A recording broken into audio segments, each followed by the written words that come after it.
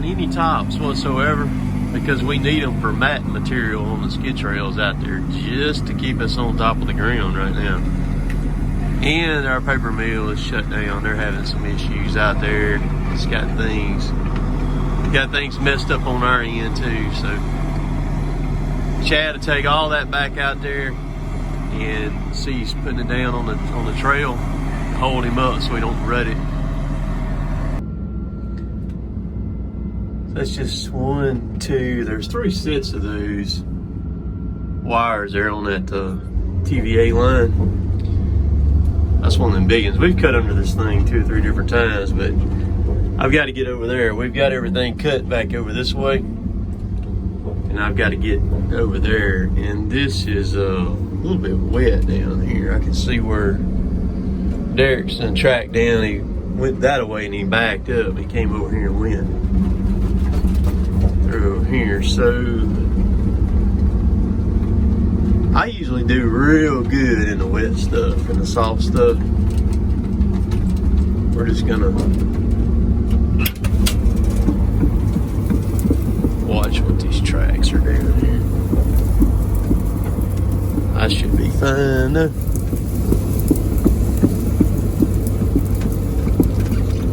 My ground's soft too, boy.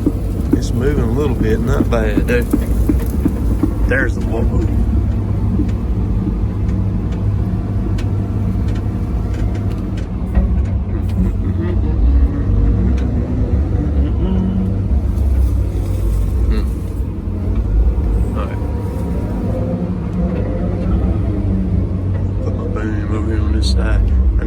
What I need to do, let me back up. I need to get right there on that spot right there. Let me back up. Let's creeper. A lot of times if you just, on anything, if you'll just creep it, often it'll go. Sometimes it won't though.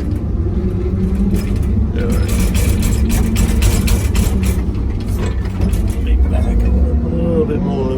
We're gonna shoot straight at that deer feeder right there. You can see where it was going down right there. We're gonna go right at that deer feeder.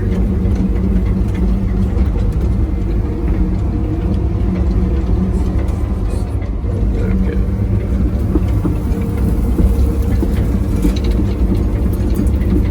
It's a little low knoll right here.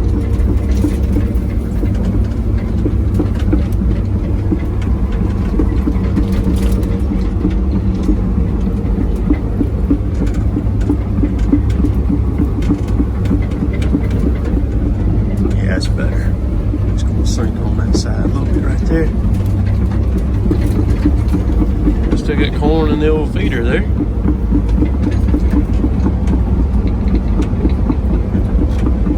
That's the power line that was messing with my drone there when I was flying it the other day. You see where they came through over there. I knew that was a no-go for me over yonder after they done been through it.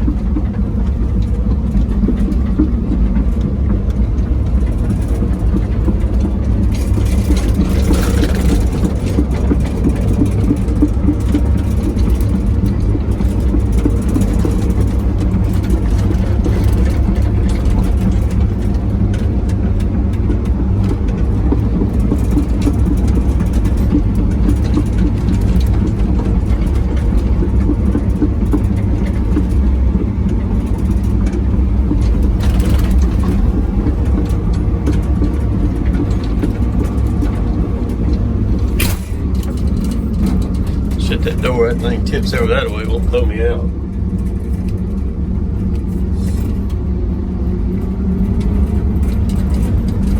See, they're over there. That's where they're at. That's where I'm going to. I'm going to go up here and I'm going to go right around that way. I'm going to kind of head up this way. Kind of hug close to that power line tower right there.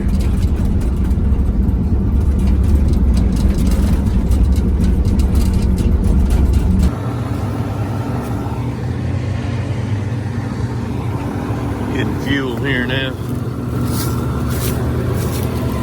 We're running a different pump than what we used to. We got it back in the fall, I think about October. See how big that fuel rod is right there? That's a, that dude right there will forevermore pump some fuel.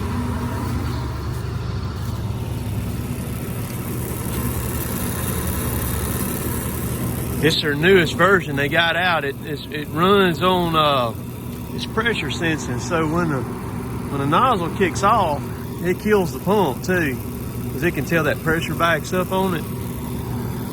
It also flows a good bit more. What hurts us on our flow is we run 50 foot of hose, and that's a lot to pump 50 foot plus up like that does right there. But that pump right there is it's pretty slick. It's a good bit more costly too, I think, than what the other ones cost. But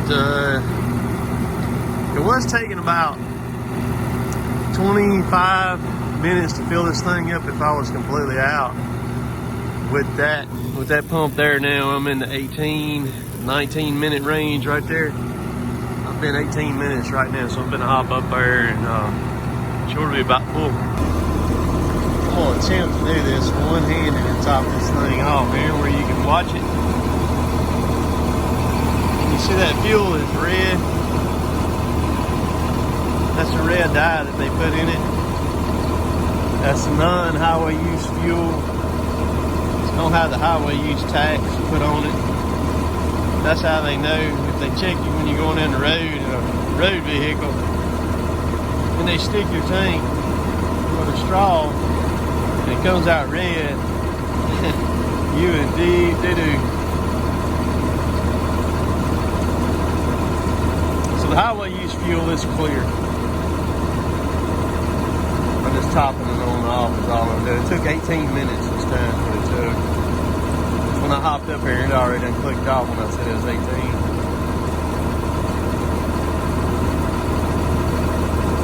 Alright, we there. So you can see Bryn and them right here crushing this pile of concrete now from the Kior site. That's where I'm at. Look at that pile. I knew they'd been out here for a few weeks. That's a finished pile right there.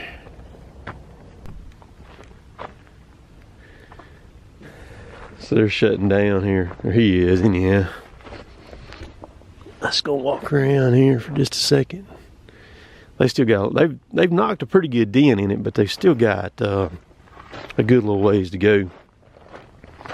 I've been talking to Bryn, and they're about to do a huge demo job over here at the university where Jill works. They're gonna tear down 2 dorms over there.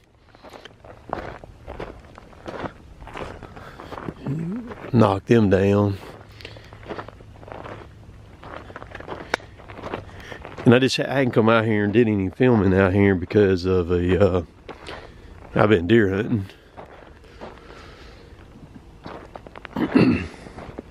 This is the second 700 that he bought right here. The one that he twisted the boom on that y'all seen me on that was out here that I filmed a video with. After he got it, and then he ended up buying this one here too. So he's got 2 700s now. And then there's his 355. Y'all seen the video with it back in down in Vicksburg at the hospital down there. It had the when y'all seen it down there, he had a AMI grafter bucket on it. And so he changed it out. These are the ones that got the steel wrist on them, and put the crypto claw on it right here.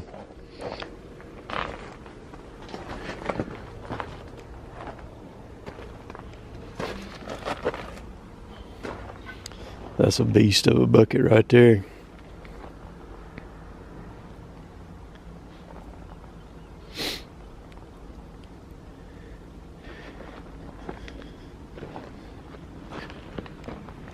Goodness gracious, man.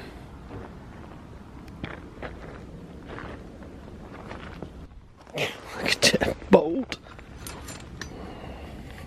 God, dog. Man, there was some big steel out here at this place, man. Okay, so these buckets here are made by Rockland. It's who made them. And they got these to replace those Graptor buckets from AMI. Then he had AMI build him a bucket for his other 700 that was out here that he twisted the boom on, the stick on. And they have just recently put a hydraulic thumb on that other 700 too, with that AMI bucket on it. It's a beast.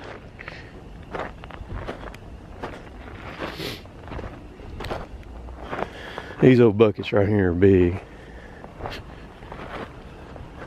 I mean big. God dog.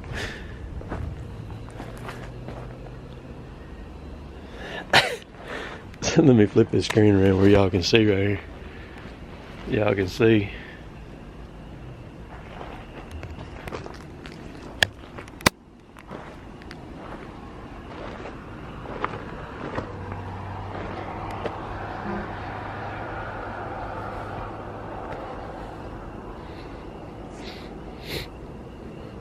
And that's a big old sprocket. So now that deer season is basically over, y'all are gonna see some more of this stuff. They're just about set up on the demo job at the university over there, which is the MUW in Columbus. They're gonna be running their high reach. Over there they've got a 345 cat that's got a high reach that they can reach all the way up to the top of that thing and knock it down with a big old piece of steel right there. There's one of them big old bar piece of metal. They pulling a lot of scrap iron, a lot of rebar and stuff out of it. And got a muncher over there too.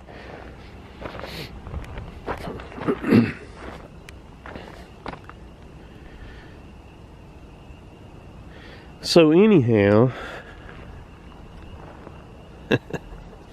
this is kind of crazy here with the ConExpo. So a little while back, Volvo emailed me and wanted to talk to me about some stuff, and I didn't think it was actually legit. And I reached out to a couple people to kind of check it out before I responded back, and got a little information, and so I responded back, and then we had some email communication, and then they wanted to do a conference call, and so we set it up for a conference call, and I did it, and Volvo is wanting to bring me out to, well, they're not wanting to, they're going to bring me out to the ConExpo. So Volvo, their booth at the ConExpo out there in March is 60,000 square feet, and I'm gonna be there. I'm gonna be there the first day of the show, which is on Tuesday, and we'll be there hanging out with Volvo, and it's gonna be pretty cool. They're wanting me to film and stuff like that, and so, and then what's kind of weird is you're fixing to get to see some more Volvo stuff with the 700, and then the 355 here coming up, because like I said, they're working here on all this now, and then the building demolition at the W over here also too, and so that's going to be pretty neat. I hadn't planned on going to the ConExpo. I've heard about it, you know, and seen stuff from it, and but I've never been to it, and didn't have any plans of going out there, and all that just kind of fell in my lap there. So we're gonna go out there and check it out and have a good time and do all that. I'll take y'all by the W real quick and show y'all what he's fixing to demo out there. It's crushing it pretty good.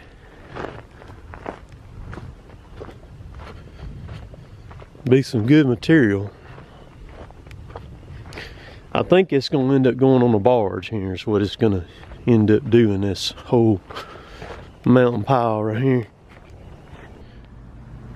All right, so there's one dorm that they're gonna knock down, and there's the other one over there that they're gonna do. They're gonna do both of these. So it's 1, 2, 3, 4. Let's see. I messed up on one count. 1, 2, 3, 4, 5. 5 stories tall. So there's this high reach, and he's got an excavator, another Caterpillar excavator sitting over there. But he's supposed to start on these this next week and get them down. So it'll be some good video, because you know, bringing all the videos I filmed with them, he just gives me free reins or whatever, lets me film, you know, whatever I want to film. So that's really cool. So y'all gonna get to see some cool stuff here, because they're gonna knock these down. These buildings ain't gonna take but just a little bit to get them knocked down, and we'll go from there. That's what we'll do. So they got it all fenced. I'm actually outside the fence. They just left here a while ago. And so there we go.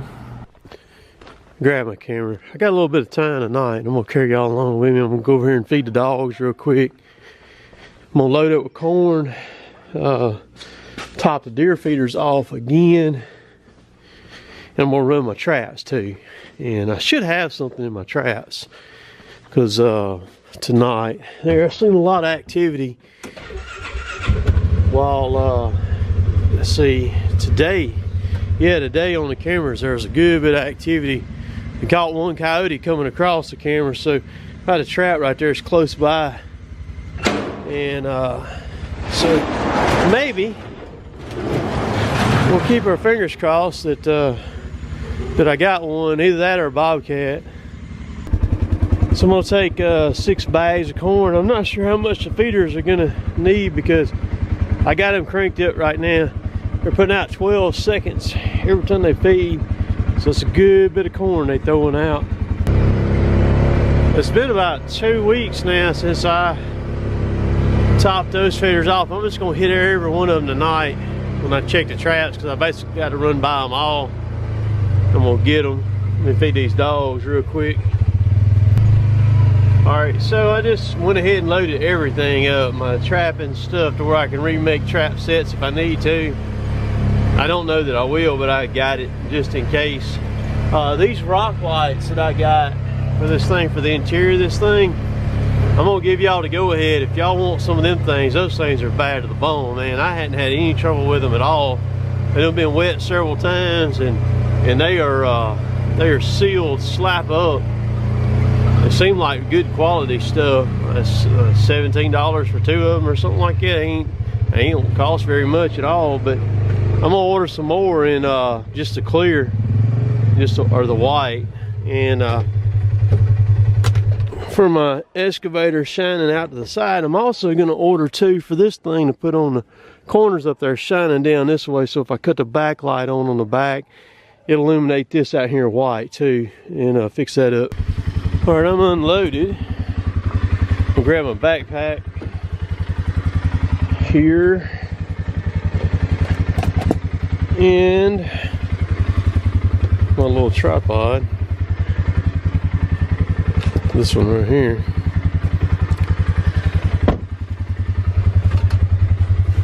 And we're gonna ride, Clyde. Let me lock my truck right here right quick.